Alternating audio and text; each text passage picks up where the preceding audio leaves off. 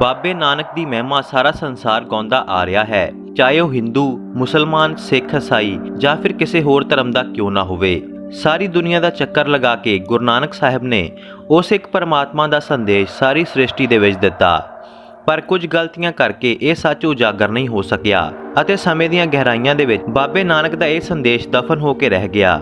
ਪ੍ਰੀਤਮ ਸਿੰਘ ਮੁੰਬਈ ਦੇ ਇੱਕ ਵੱਡੇ ਕਾਰੋਬਾਰੀ ਹਨ। ਉਹਨਾਂ ਦਾ ਕਾਰੋਬਾਰ ਕਾਫੀ ਪੁਰਾਣਾ ਤੇ ਵੱਡਾ ਹੈ। ਫਿਲਮ ਇੰਡਸਟਰੀ ਦੇ ਵਿੱਚ ਉਹ ਇਨਵੈਸਟ ਕਰਦੇ ਨੇ ਅਤੇ ਇੱਕ ਗੁਰਸਿੱਖ ਪਰਿਵਾਰ ਦੇ ਨਾਲ ਸੰਬੰਧ ਰੱਖਦੇ ਨੇ। ਨਾਮਬਾਣੀ ਦੇ ਨਾਲ ਜੁੜਿਆ ਹੋਇਆ ਪਰਿਵਾਰ ਹੈ।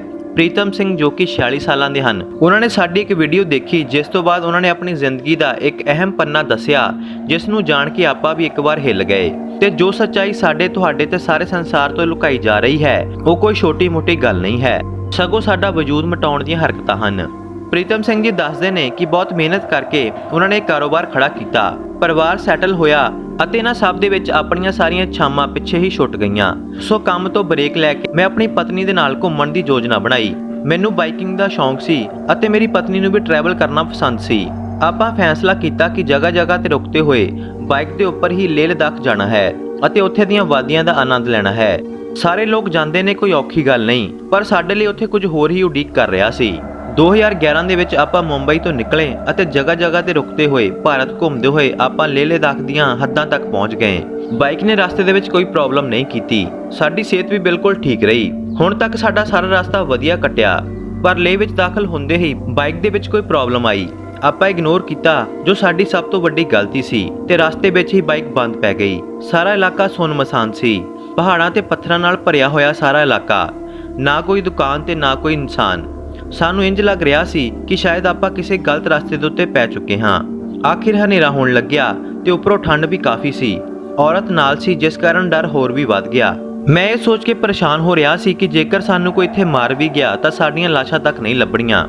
ਟੈਨਸ਼ਨ ਸੀ ਤਾਂ ਇੱਕ ਵੱਡੇ ਪੱਥਰ ਦੀ ਓਟ ਲੈ ਕੇ ਆਪਾਂ ਉੱਥੇ ਹੀ ਬੈਠ ਗਏ ਕਿ ਸਵੇਰ ਹੋਣ ਤੇ ਆਪਾਂ ਇੱਥੋਂ ਨਿਕਲਾਂਗੇ। ਪਰ ਉੱਥੇ ਰਾਤ ਰੁਕਣਾ ਸੌਖਾ ਨਹੀਂ ਸੀ। ਆਖਿਰ ਕੁਝ ਸਮੇਂ ਬਾਅਦ ਸਾਨੂੰ ਇੱਕ ਰੌਸ਼ਨੀ ਆਪਣੇ ਵੱਲ ਆਉਂਦੀ ਦਿਖਾਈ ਦਿੱਤੀ। ਜਦੋਂ ਗੌਰ ਦੇ ਨਾਲ ਦੇਖਿਆ ਤਾਂ ਇੱਕ ਲੇਹ ਲਦਾਖ ਦਾ ਨੌਜਵਾਨ ਕੁਝ ਭੇਡਾਂ ਦੇ ਨਾਲ ਉਧਰੋਂ ਗੁਜ਼ਰ ਰਿਹਾ ਸੀ ਤੇ ਉਹ ਸਾਨੂੰ ਦੇਖ ਕੇ ਰੁਕ ਗਿਆ। ਸਾਨੂੰ ਕੁਝ ਬੋਲ ਰਿਹਾ ਸੀ ਪਰ ਆਪਾਂ ਸਮਝ ਨਹੀਂ ਪਾਏ। ਤੇ ਫਿਰ ਉਸ ਨੌਜਵਾਨ ਨੇ ਹਿੰਦੀ ਦੇ ਵਿੱਚ ਬੋਲ ਕੇ ਕਿਹਾ ਕਿ ਇੱਥੇ ਰੁਕ ਨਹੀਂ ਸਕਦੇ, ਮੇਰੇ ਨਾਲ ਚੱਲੋ। ਪਹਿਲਾਂ ਤਾਂ ਆਪਾਂ ਡਰ ਗਏ, ਪਰ ਇੱਕ ਵਿਸ਼ਵਾਸ ਦੇ ਨਾਲ ਆਪਾਂ ਉਸ ਦੇ ਨਾਲ ਚੱਲ ਪਏ ਅਤੇ ਉਸਨੇ ਬਾਈਕ ਵੀ ਨਾਲ ਹੀ ਲੈ ਕੇ ਜਾਣ ਦੇ ਲਈ ਕਿਹਾ। 15 ਕੁ ਮਿੰਟ ਦੇ ਰਸਤਾ ਚੱਲਣ ਤੋਂ ਬਾਅਦ ਆਪਾਂ ਇੱਕ ਕਬੀਲੇ ਦੇ ਵਿੱਚ ਪਹੁੰਚੇ। 8-9 ਤੰਬੂ ਲੱਗੇ ਹੋਏ ਸੀ, ਚੁੱਲ੍ਹਿਆਂ ਦੇ ਵਿੱਚ ਅੱਗ ਬਲ ਰਹੀ ਸੀ ਤੇ ਔਰਤਾਂ ਰੋਟੀਆਂ ਬਣਾ ਰਹੀਆਂ ਸਨ। ਸਾਨੂੰ ਦੇਖ ਕੇ ਲੋਕ ਇਕੱਠੇ ਹੋਏ ਤੇ ਸਰਦਾਰ ਜੀ ਕਹਿਣ ਲੱਗੇ। ਸਾਨੂੰ ਇੱਕ ਵੱਖਰੇ ਤੰਬੂ ਦੇ ਵਿੱਚ ਰੱਖਿਆ ਗਿਆ। ਸਾਨੂੰ ਭੁੱਖ ਤਾਂ ਲੱਗੀ ਸੀ, ਪਰ ਆਪਾਂ ਦੇਖਿਆ ਕਿ ਉਹਨਾਂ ਦਾ ਭੋਜਨ ਜ਼ਿਆਦਾਤਰ ਮਾਸਾਹਾਰੀ ਸੀ। ਪਰ ਕੁਝ ਸਮੇਂ ਬਾਅਦ ਉਹ ਨੌਜਵਾਨ ਆਪਣੀ ਮਾਂ ਦੇ ਨਾਲ ਸਾਡੇ ਲਈ ਖਾਣ ਦੇ ਲਈ ਕੁਝ ਲੈ ਕੇ ਆਇਆ। ਆਪਾਂ ਉਸ ਨੂੰ ਕਿਹਾ ਕਿ ਆਪਾਂ ਮਾਸਾਹਾਰੀ ਨਹੀਂ ਹਾਂ, ਤਾਂ ਉਸ ਲੜਕੇ ਨੇ ਕਿਹਾ ਕਿ ਮੈਨੂੰ ਪਤਾ ਹੈ ਤੁਸੀਂ ਸਰਦਾਰ ਹੋ ਤੇ ਤੁਸੀਂ ਮਾਸ ਨਹੀਂ ਖਾਂਦੇ, ਇਸ ਲਈ ਤੁਹਾਡੇ ਲਈ ਆਪਾਂ ਖਾਸ ਅਲੱਗ ਖਾਣਾ ਬਣਾਇਆ ਹੈ। ਮੈਂ ਬਹੁਤ ਹੈਰਾਨ ਹੋਇਆ ਕਿ ਉਸ ਕਬੀਲੇ ਵਾਲੇ ਨੂੰ ਇਹ ਸਭ ਕੁਝ ਕਿਵੇਂ ਪਤਾ। ਆਪਾਂ ਰੋਟੀ ਖਾਧੀ ਤੇ ਇੰਨੇ ਨੂੰ ਹੋਰ ਲੋਕ ਵੀ ਉੱਥੇ ਆ ਗਏ।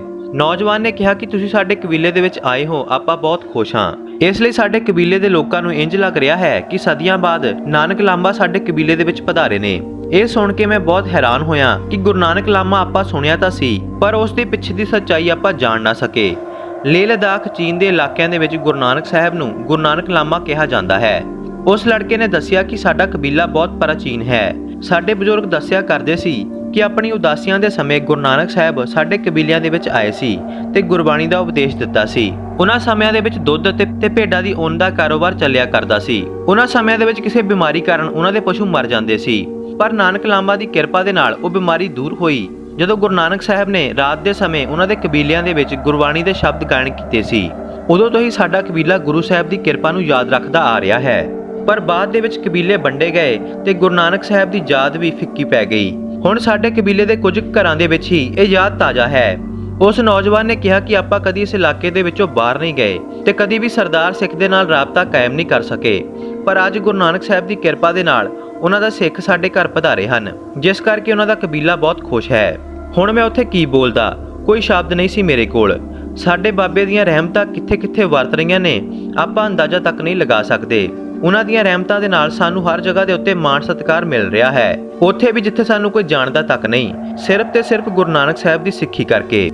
ਅਗਲੇ ਦਿਨ ਉਸ ਨੌਜਵਾਨ ਨੇ ਸਾਡੀ ਬਾਈਕ ਨੂੰ ਮਕੈਨਿਕ ਤੱਕ ਪਹੁੰਚਾਇਆ ਤੇ ਕਬੀਲੇ ਨੇ ਸਾਨੂੰ ਰਸਤੇ ਦੇ ਵਿੱਚ ਖਾਣ ਪੀਣ ਦੇ ਲਈ ਬਹੁਤ ਕੁਝ ਦਿੱਤਾ। ਅੱਜ ਵੀ ਉਹ ਮਾਣ ਸਤਿਕਾਰ ਮੈਂ ਭੁੱਲ ਨਹੀਂ ਸਕਿਆ ਜੋ ਬਾਬੇ ਨਾਨਕ ਕਰਕੇ ਸਾਨੂੰ ਮਿਲਿਆ ਹੈ।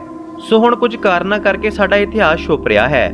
ਸਾਨੂੰ ਲੋੜ ਹੈ ਉਸ ਨੂੰ ਉਜਾਗਰ ਕਰਨ ਦੀ, ਪਰ ਸਾਡੇ ਕੋਲ ਸਮਾਂ ਨਹੀਂ। ਆਪਾਂ ਤਾਂ ਆਪਣੇ ਕੰਮਾਂ ਦੇ ਵਿੱਚ ਹੀ ਉਲਝੇ ਫਿਰਦੇ ਹਾਂ।